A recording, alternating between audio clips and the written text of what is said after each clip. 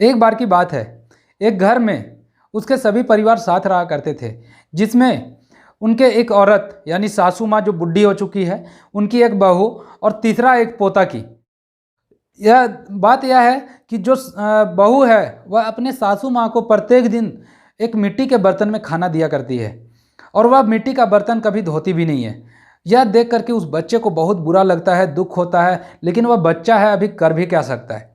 जिसके वजह से वह बच्चा क्या करता है, अपनी दादी को जा करके पूछता है कि दादी माँ, हम सभी अच्छे बर्तन में खाना खाते हैं, लेकिन फिर भी आप इस मिट्टी का बर्तन में खाना क्यों खाती है।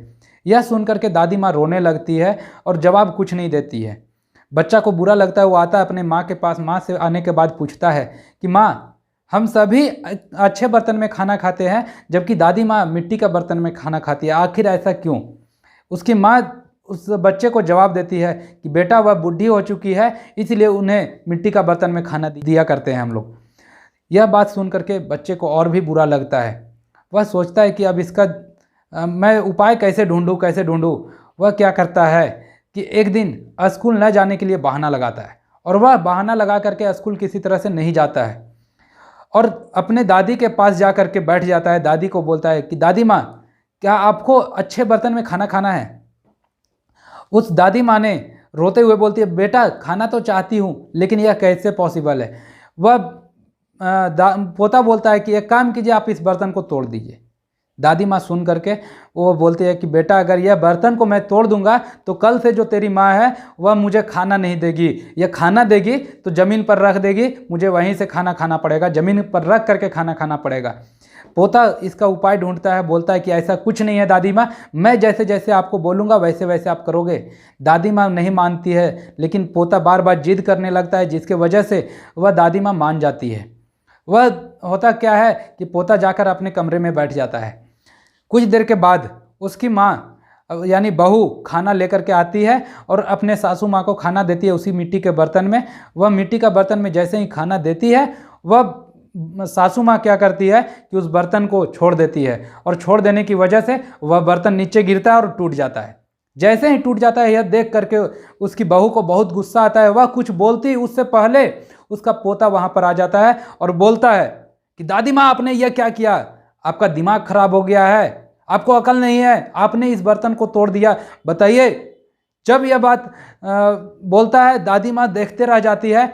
बोलती है कि वह कुछ बोलती उससे पहले यही बात बोलता है पोता कि आपका दिमाग खराब हो गया है, आपको अकल नहीं है, बताइए आपने इस बर्तन को तोड़ दिया।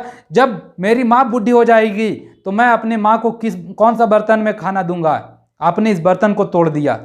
यह बात सुन करके उसकी माँ देखते रह जाती है अपने बेटे को और वह रोने लगती है। उसे लगता है कि मैंने क्या गलती किया है, जिसके वजह से वह उस दिन के बाद वह बहू अपने सासू माँ को अच्छे बर्तन में खाना देने लगती है और अच्छे तरीके से रहने लगती है।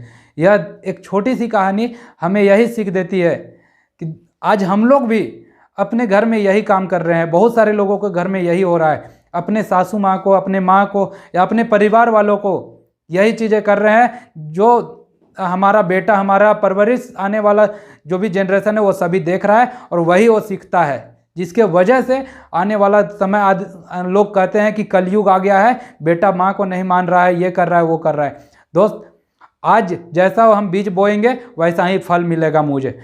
जैसा आज हम सिखाएंगे अपने परवरिश, जैसा हम अपने बच्चों को करेंगे वैसा ही हमें आगे फल मिलेगा।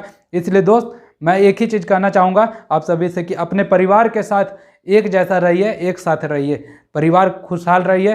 So thank you. कहानी अगर अच्छा लगे तो इस वीडियो को लाइक, शेयर एंड सब्सक्राइब जरूर करें। So thank you very much.